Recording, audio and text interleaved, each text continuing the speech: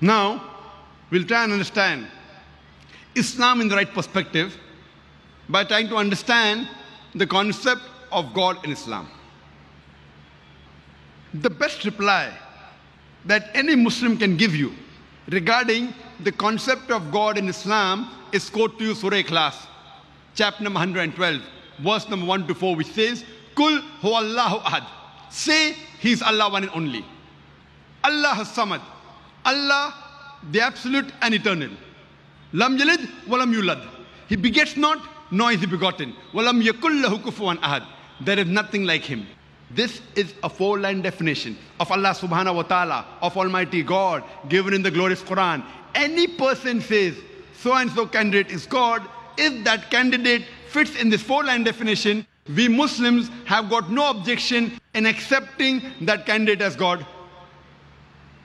The first test is, Kul huwallahu ahad. Say, He is Allah one and only.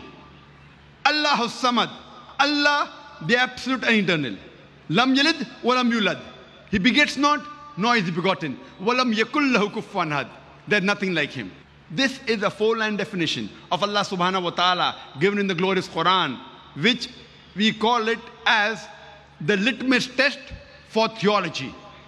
Theo means God, logy means study, theology means the study of God. Surah Ikhlas is the litmus test of theology. It is the touchstone of theology. I hope you understand when I say the word touchstone. Touchstone means if you go to buy some gold jewelry, you want to know how pure is the gold. So you go to a goldsmith and he takes that gold jewelry and rubs it against a touchstone. And then he compares it with the color chart he has got. And then he says whether the gold is 24 karat gold or 22 karat or 18 karat, or he may say it is not gold at all because all that glitters is not gold. Surah Ikhlas is the touchstone of theology. Any candidate you say is Almighty God, put him to the test of Surah Ikhlas. If that candidate passes the test, we Muslims have got no objection in accepting that candidate as God. For example, there are some human beings who believe that Bhagwan Rajneesh is God.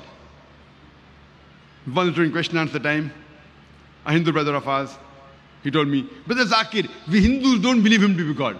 I told him, I never said that the Hindus believe Him to be God. I've studied the Hindu scriptures. Nowhere do the Hindu scriptures say He's God. What I said, some people, some human beings believe Him to be God. Let's put this God to the test of Surah Ikhlas. The first is, Kul huwallahu ahad. Say, He is Allah one and only. Was Rajneesh one and only? Was he the only man who claimed divinity, who claimed to be God?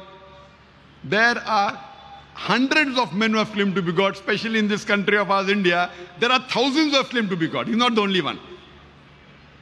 But a Rajneesh Bhakt, a Rajneesh follower will say, no, he's unique. He's the only one. Let's go to the next test. Next is Allahu Samad. Allah, the absolute and eternal. Was Rajneesh absolute and eternal? When we read his autobiography, he writes in his autobiography, he was suffering from chronic backache, from asthma, from diabetes mellitus. Imagine, Almighty God suffering from chronic backache, from diabetes mellitus, from asthma.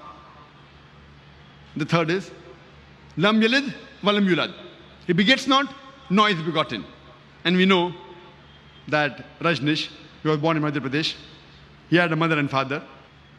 And later on, in May 1981, he goes to America, and in the state of Oregon, he starts his new village called as Rajneeshpuram, and he takes thousands of Americans for a ride.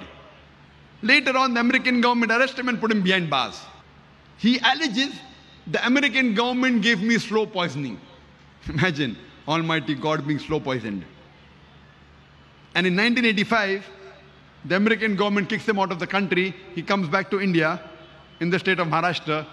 He goes back to the city of Pune, to his center, which was called as Neo Sannyas. Today, it's called as Osho Commune. And if you visit Pune, And if you go to a center, which is called as Osho commune, if you go to a samadhi, it is mentioned there on the stone on a samadhi, Bhagavan Rajneesh, Osho, never born, never died, but visited the earth from the 11th of December 1931 to the 19th of January 1990. Never born, never died, but visited the earth from the 11th of December 1931 to the 19th of January 1990. They forgot to mention on a samadhi that he was not given visas to 21 different countries of the world. Imagine Almighty God coming in this world to visit different countries, and he requires visa to go to different countries. And the Archbishop of Greece said, if you don't remove Rajneesh out of this country, we'll burn his house and the house of his disciples. And the last test, the fourth test, Walam yakullahu kufuwan ahad, there's nothing like him, is so stringent that no one besides the true Almighty God can pass. The moment you can compare God to anything in this world, he is not God. Walam yakullahu kufuwan ahad. We know very well that Rajneesh, like a common human being, he had 2 eyes, 1 nose, 1 mouth, white beard, 2 hands.